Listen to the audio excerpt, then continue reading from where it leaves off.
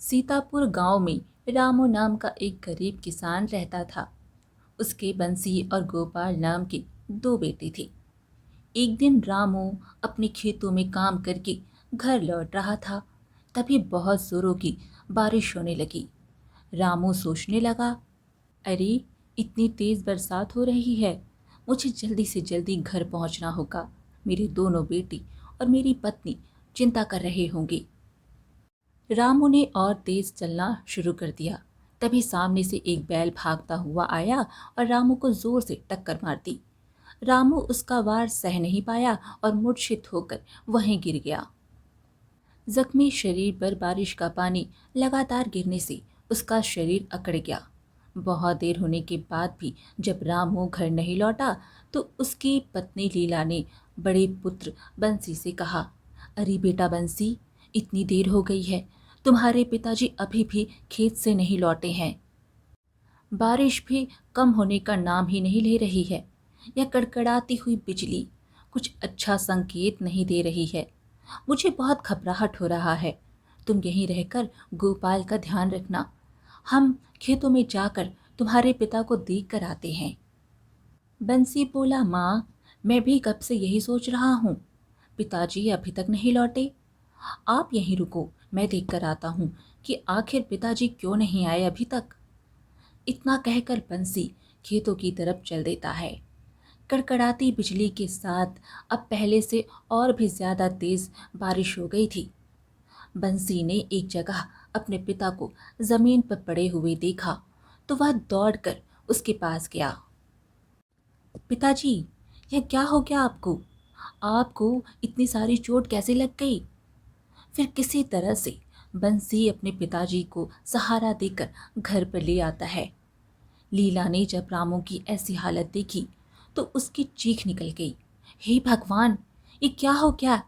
मुझे तो पहले से ही पता था कुछ ना कुछ अशुभ होने वाला है। बंसी ने तुरंत रामू को चारपाई पर लिटाया और अपनी माँ से कहा, माँ, आप फिक्र ना करो, मैं अभी वैद्य जी को बुलाकर लाता हूँ। कुछ देर बाद बंसी वैद्य को बुलाता है। वैद्य जी ने रामू को कुछ दवाइयाँ देता है और बंसी से कहता है, देखो बेटा, तुम्हारे पिता की बाई पसली टूट गई है। कुछ दिन इनको एक ही अवस्था में रहना होगा। ध्यान रहे अब से यह कोई कठिन काम ना करे, नहीं तो मेरी दवा भी इन पर कोई असर नहीं करेगी। बंसी ने कहा, ठीक है वैद्य जी, अब से पिताजी कोई काम नहीं करेंगे। मैं उनका बहुत अच्छे से ख्याल रखूँगा। फिर अगली सुबह बंसी ने अपनी माँ से कहा, माँ, मुझे कुछ खाने को दे दो और कुछ रोटी दोपहर के लिए भी बांध देना। आज से अपने खेतों में काम मैं ही करूँगा और आप देखना, मैं पिताजी से भी ज़्यादा मेहनत करूँगा। लीला ने कहा, बेटा, तू ये क्या बोल रहा है? देख बेटा, तेरे पिताजी चाहते हैं तू उनकी तरह एक किसान ना बने। उनको सारी जिंदगी बीत गई मेहनत करते हुए। आज भी दो वक्त की रोटी के लिए दिन रात उन्हें एक करना पड़ता है। इसलिए आज तक तेरे पिता ने तुझे खेत में नहीं जाने दिया। माँ, पिताजी की पसली टूट गई है और घर में ऐसा कुछ है ही नहीं जिसको बेचकर कुछ दिन गुजारा हो जाए। गोपाल अभी बहुत छोटा है। अगर मैं खेतों में काम नहीं करूँगा तो घर कैसे चलेगा? तभी वहाँ पर कर्ण नाम का एक लड़का आया और हाथ जोड़कर कहने लगा, काकी, माफ़ कीजिए, कल जिसने काका को टक्कर मारी थी वह मेरा ही बैल था। पूरे गांव वाले जानते हैं वह बैल पागल है, कभी भी खूंटा तोड़कर भाग जाता है। अब बेजुबान जानवर, उसको कुछ कह भी तो नहीं सकता और ना ही अपने हाथों से उसको मार सकता हूँ। बंसी बोला, अरे गगन भाई, तुमको माफ़ी मांगने की कोई ज़रूरत नहीं है। जो हुआ उसमें तुम्हारी कोई गलती नहीं है। गगन बोला, भगवान तुम्हारा भला करे। तुम्हारी जगह कोई और होता तो अभी तक मुझे राज दरबार में ले जाता और कारावास में डलवा देता। अच्छा, अब मैं चलता हूँ। इतना बोलकर गगन वहाँ से चला गया। उसके बाद चारपाई पर लेटे हुए रामू ने कहा, बंसी, बेटा, तुम खेतों में जा रहे हो तो अपने चाचा रमेश को बोलना मैंने बुलाया है। वह मेरा छोटा भाई है और कुछ दिनों से हमारे बीच कुछ ठीक नहीं चल रहा है। आज मैं रमेश के सामने बैठकर बात करना चाहता हूँ। बंसी बोला, ठीक है पिताजी, मैं चाचा जी को भेज दूंगा। फिर बंसी खेतों की तरफ चल पड़ा। रास्ते में उसको रमेश मिला तो बंसी ने कहा, अरे चाचा जी, पिताजी को बैल ने टक्कर मार दी है, आप घर जाकर उनसे मिल लेना, पिताजी आपसे मिलना चाहते हैं। रमेश बोला, अरे बेटा, यह कैसे हुआ और कब हुआ? बंसी ने रमेश चाचा को सारी बात बता दी। उसके बाद रमेश मन ही मन सोचने लगा, बेटा, अब तुझे कैसे बताऊं कि गगन की पागल बैल को मैंने ही खोला था। लोग अचानक आ जाने वाली बारिश से इतना घबरा गए थे कि बैल को खोलते हुए मुझे किसी ने नहीं देखा और मेरा काम भी हो गया। पर काम तो हो गया लेकिन अधूरा रह गया। रामू को मारना था। उसके जीते जी मैं अपना सपना कैसे पूरा कर पाऊंगा? तभी बंसी बोला, अरे क्या सोच रहे हैं चाचा जी? रमेश बोला, कुछ नहीं बिटुआ, तुम जाओ और मन से काम करो। उसके बाद बंसी ने खेतों में जाकर पूरे दिन मन लगाकर बहुत काम किया। उधर रमेश रामू के घर पहुंच चुका था। दोनों काफी देर तक आपस में बातें करते रहे। थोड़ी देर बाद रामू ने कहा, रमेश, तुम्हें तो पता है मैं अपने बेटे को किसान नहीं बनाना चाहता, परंतु अब मुझे चोट लग गई है। बंसी खेत में गया है काम करने, परंतु उससे वह काम होगा नहीं। इसलिए मैं चाहता हूँ अब लीला और बंसी को उन सोने की मुद्राओं के बारे में बता दूँ जो मैंने सालों से छुपा कर रखी है। रमेश बोला, भाई, वो मुद्राएं तो आपको राजा ने दी थी, आपकी मेहनत देखकर।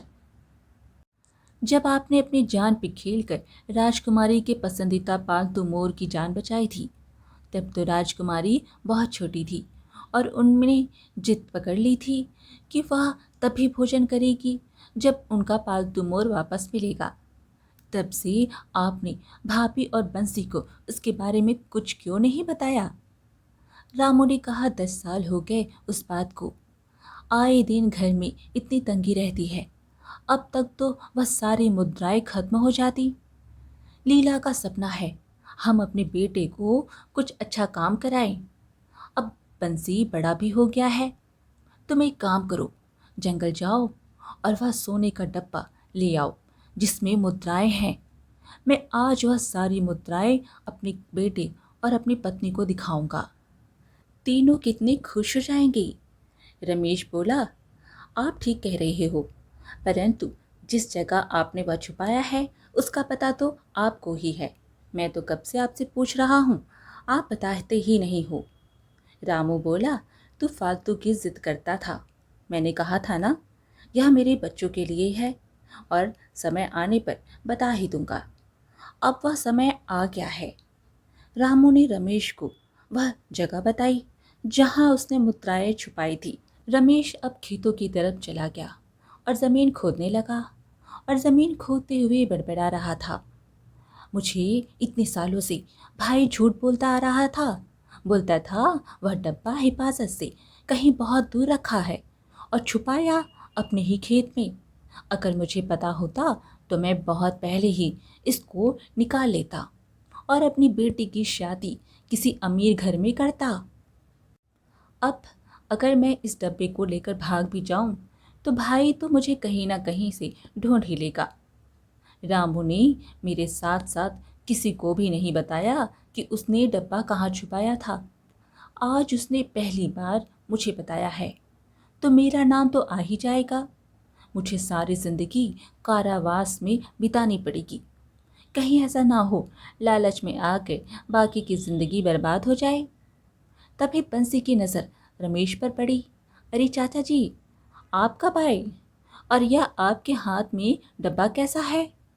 रमेश बोला, अरे बेटा, कुछ भी तो नहीं, तू मेरे साथ घर चल, तेरे पिता ने बुलाया है। बंसी अपने चाचा के साथ घर की ओर चल पड़ा। रमेश ने रास्ते में देखा रानी की सवारी जंगल की ओर ही जा रही है। तभी उसके होठों पर एक शातिर मुस्कुराहट आ गई और रमेश ने वो डब्बा बंसी को पकड़ाया और कहा, बिटवा तुम धीरे धीरे चलो, मैं बस अभी आया। बंसी ने वह डब्बा ले लिया और रमेश लपक कर रानी की बग्गी के सामने आकर खड़ा हो गया। रानी की बग्गी एक झटके में रुकी और रानी गुस्से से बाहर आ गई। यह कौन बदतमीज है जिसने हमारी बग्गी को रोकने की कोशिश की? रमेश बोला, क्षमा कीजिए महारानी, लेकिन बात ही ऐसी थी कि मुझे सामने आना पड़ा। रानी ने कहा, ऐसी भी क्या बात है जो तुम हमारे गुस्से के कहर से डरे नहीं? पूरा दानापुर हमारे गुस्से से वाकिफ है। हमारे सामने जुबान होते हुए भी कोई एक बात तक नहीं कर सकता। रमेश बोला, हाँ महारानी, सही का साथ देने के लिए हम आपकी दी गई सज़ा भी भुगतने के लिए तैयार हैं। रानी ने फिर थोड़ा शांत होते हुए कहा, तुम आदमी कमाल के लगते हो, अब बोलो जो बोलने आए हो। रमेश बोला, महारानी वह लड़का देख रही हैं आप, 17-18 साल का लड़का है। उसके हाथ में हमने सोने का डब्बा देखा है। ऊपर वाला झूठ ना बुलवाए, उसको सोने की मुद्राएं गिनते हुए देखा था। उस पर राजमहल का चिन्ह भी था। आप खुद ही सोचिए, क्या आज महल में किसी को ऐसा डब्बा दिया गया है? और हमको यह मुद्राएं बहुत साल पुरानी और कीमती लगती हैं। हमें तो यह लड़का चोर लगता है। रानी बोली, अगर तुम्हारी बात गलत हुई तो इसकी तुमको सज़ा मिल सकती है। क्या तुम्हें पता है? रमेश बोला, जी महारानी, हम जानते हैं, परंतु सच का साथ देने से नहीं डरती। रानी ने अपने सैनिकों से कहा, सिपाहियों, उस लड़के के डब्बे में देखो कि उस डब्बे में क्या है। रानी का आदेश सुनकर सिपाही बंसी की तरफ गए। बंसी ने अपने सामने सिपाहियों को देखा तो उनसे कहा, क्या हुआ सैनिकों, आप लोग यहाँ गांव में सब ठीक तो है ना? सैनिक बोला, यह जो डब्बा तुम्हारे हाथ में है उसमें क्या है? बंसी बोला, इस डब्बे में? अच्छा, डब्बे में कुछ खाने को होगा या फिर कुछ और भी हो सकता है। सैनिक बोला, वाह कमाल है, तेरे हाथ में डब्बा है और तुझे नहीं पता इसमें क्या है। बंसी बोला, नहीं नहीं, यह डब्बा मेरा नहीं है, मैंने तो अभी यह चाचा जी के हाथ से लिया है। एक सिपाही ने वह डब्बा बंसी के हाथ से ले लिया और उसके अंदर रखी सोने की मुद्राएं जमीन पर पलट दी। बंसी इतनी कीमती चीज देखकर आश्चर्यचकित रह गया। सोने की मुद्राएं, ये कहाँ से आई? मुझे तो विश्वास नहीं हो रहा। तभी वहां रानी भी आ गई और गुस्से में बोली, सिपाहियों, पकड़ो इस झूठे और मक्कार इंसान को और इसे घोड़े की जीन से बांध दो और पूरे गांव में इसे इस तरीके से घसीट के ले चलो कि इसके शरीर पर एक भी खाल नहीं बचनी चाहिए। सैनिक ने कहा, क्षमा कीजिए महारानी, पर इसका जुर्म अभी साबित नहीं हुआ है। यह किसी की साजिश भी हो सकती है। हमें यह लड़का मासूम लगता है। रानी बोली, महाराज के जाने के बाद महल के सारे फैसले हम ही लेते आए हैं। आज अचानक ऐसा क्या हुआ जो तुम हमको फैसला बदलने के लिए बोल रहे हो? भूलो मत, तुम महारानी से बात कर रहे हो, इसके लिए हम तुम्हें नौकरी से भी निकाल सकते हैं। उसके बाद सिपाहियों ने बंसी को घोड़े के पीछे बांधा और घसीटते हुए उसको महल ले जाने लगे। बंसी चीखता चिल्लाता रहा, मुझे छोड़ दो, मैंने कुछ नहीं किया, मुझे छोड़ दो। गांव के लोगों ने बंसी को जब ऐसे देखा तो वे आपस में बातें करने लगे। अरे यह तो रामू का लड़का है, महारानी इसको ऐसे क्यों घसीट रही है? मैंने तो सुना है जब किसी ने चोरी की हो तब महारानी जी ऐसी सजा देती है। वैसे तो रामू बहुत ही उसूलों की बात करता है। अपने बेटे को यह बनाऊंगा वह बनाऊंगा और कुछ नहीं बना पाया, बनाया तो चोर जरूर बना दिया। उसकी बात सुनकर गांव के लोग आपस में हंसने लगे। सिपाहियों ने महल में आकर बंसी को कारावास में डाल दिया। उसकी हालत बहुत ज़्यादा खराब हो चुकी थी। वह बोल भी नहीं पा रहा था और बेसुध होकर जमीन पर गिर गया। बंसी का यह हाल देखकर दुष्ट रमेश के दिल को शांति मिल गई। उसने मन ही मन खुश होते हुए सोचा, अगर रामू भाई मेरी बात मान लेता तो आज जवान बेटे के शरीर पर इतने जख्म ना होते। सोने की मुद्राएं मेरी नहीं हुई तो मैंने किसी की भी नहीं होने दी। महारानी मुझसे बहुत प्रसन्न है, यही सही मौका है, मुझे महारानी से कुछ काम मांग लेना चाहिए। राजमहल में काम करने वालों को बहुत धन मिलता है, ऐसे में मैं एक दिन बहुत धनवान बन जाऊंगा। रमेश ने हाथ जोड़कर महारानी से कहा, महारानी मैं एक गरीब किसान हूँ, मेरे पास कोई काम नहीं है। अगर आप मुझे महल में कोई काम दे दें तो आपकी बहुत मेहरबानी होगी। मेरी एक जवान बेटी है, मुझे उसके विवाह भी करना है। रानी बोली, ठीक है, आज से तुम हमारी बेटी मीरा की पक्षियों की देखभाल करोगी। हमारी बेटी को पक्षियों से बहुत प्यार है। रमेश बोला, महारानी आपका बहुत बहुत धन्यवाद।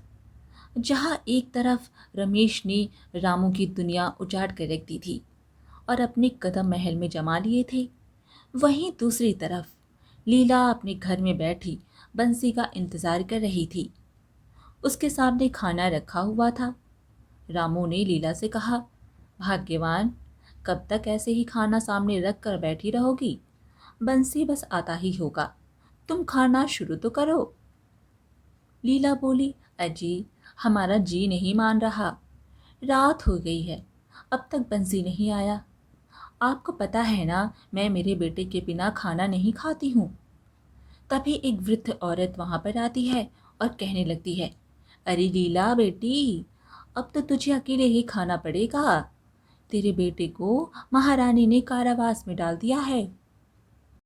सुना है राजमहल में चोरी की है उसने और किसी को पता भी नहीं लगने दिया। लीला चौंक कर बोली, यह क्या बोल रही हो काकी? आपको तो पता है ना मेरा बंसी कितना संस्कारी है। आपको ना ज़रूर ज़रूर कोई गलत फहमी हुई होगी। मेरा बंसी बेटा चोरी नहीं कर सकता। बूढ़ी औरत ने लीला को सारी बात बता दी। लीला यह सब सुनकर रोने लगी। रामू ने कहा, लीला तुम परेशान मत हो, मैं अभी महल जाता हूँ और महारानी से बात करता हूँ। लीला बोली, नहीं जी, आपको वैद्य जी ने चलने फिरने से मना किया है, आप यहीं पर रहकर गोपाल का ध्यान रखिए, मैं महल जाकर आती हूँ। रामू बोला, मेरा बेटा कारावास में है और मैं यहाँ आराम करूँ, यह मुझसे नहीं होगा। तुम मेरी फिक्र मत करो, मैं धीरे धीरे छड़ी का सहारा लेकर चल लूँगा। फिर रामू और लीला महल की तरफ चल पड़ी। महल आकर उन्होंने जैसे ही अंदर जाने की कोशिश की तो सैनिकों ने उन्हें वहीं पर रोक लिया। तुम अंदर नहीं जा सकती, यह महारानी का हुक्म है। रामू ने कहा, देखो हमारा अंदर जाना बहुत ज़रूरी है, हमारा बेटा कारावास में है, महारानी को ज़रूर कोई गलतफहमी हुई है, हमें महारानी से बात करनी है। सैनिक ने कहा, मूर्ख, क्या तुमको नहीं पता, आज राजकुमारी के विवाह के लिए राज्य के राजकुमारों को महल बुलाया गया है, इसलिए आज कोई भी महल के भीतर नहीं जा सकता। तुम अब जाओ और कल आना। लीला बोली, देखो अगर हम महारानी जी से नहीं मिल सकते तो मंत्री जी को ही यहीं पर बुला दीजिए, हम उनसे ही बात कर लेंगे। सैनिक बोला, नहीं, मंत्री जी भी महल में नहीं हैं, महारानी भी उन्हीं की प्रतीक्षा कर रही हैं। अभी आप लोग जाओ यहाँ से और कल आना। इतना बोलकर सैनिक ने उनको बाहर छोड़ दिया। अब रामू और लीला के पास घर लौटने के सिवा दूसरा कोई भी रास्ता नहीं बचा था।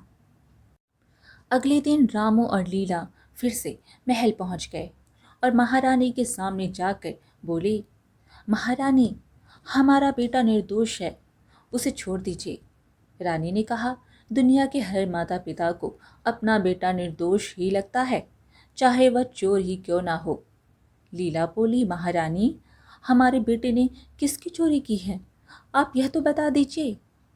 तुम्हारे बेटे ने सोने की मुद्राओं को चुराया है और किसी को भनक तक नहीं लगने दी।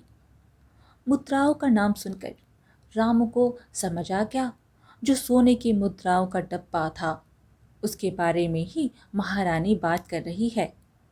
रामू बोला, महारानी, कहीं आप उस डब्बे वाले सोने की मुद्राओं की बात तो नहीं कर रही हैं ना? रानी बोली, अच्छा, तो तुम भी अपने बेटे के साथ शामिल हो इसमें? रामू बोला, नहीं महारानी, वो मुद्राएं कुछ साल पहले राजा ने ही मुझे उपहार में दी थी, जब मैंने राजकुमारी के पालतू मोर की जान बचाई थी। उन मुद्राओं को मैंने अपने खेतों में दबा दिया था ताकि मेरे बच्चों के काम आए। अब मुझे चोट लग गई है तो सोचा निकाल लेता हूँ, इसलिए मैंने अपने भाई रमेश को बुलाने को बोला था। तभी वहाँ मंत्री भी आ गए और कहने लगे, हाँ महारानी, यह आदमी ठीक कह रहा है। मेरे सामने ही महाराज ने इनको मुद्राओं का डब्बा दिया था। मैं इस आदमी की शक्ल पहचानता हूँ। रानी बोली, रमेश को बुलाया जाए। दो सिपाही रमेश को पकड़कर वहां लाते हैं। रमेश रोते हुए बोला, माफ कर दीजिए महारानी, मैं लालच में आ गया था। मैं कितने वर्षों से मुद्राएं ढूंढ रहा था, इसलिए क्रोध में आकर बंसी पर चोरी का आरोप लगा दिया। रानी बोली, परंतु सच तो एक दिन सामने आ ही जाता है।